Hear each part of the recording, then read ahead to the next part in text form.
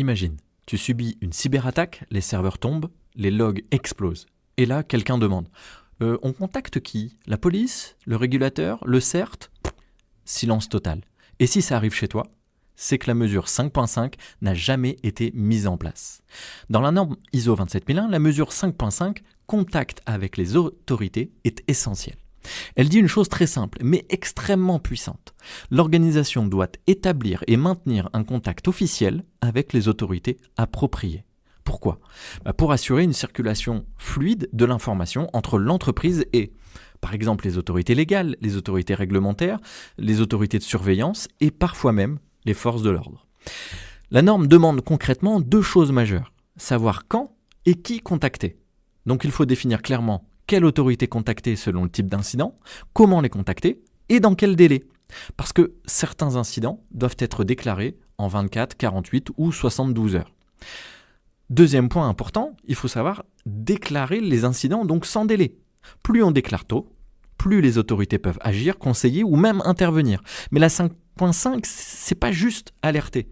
C'est aussi un moyen pour l'organisation d'anticiper les futures réglementations, de comprendre les attentes des régulateurs, d'obtenir des informations avancées sur les menaces et de s'appuyer sur les autorités en cas d'attaque active.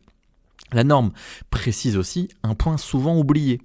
Les autorités peuvent engager des actions contre la source d'une attaque. Donc si tu es victime, tu n'es pas tout seul.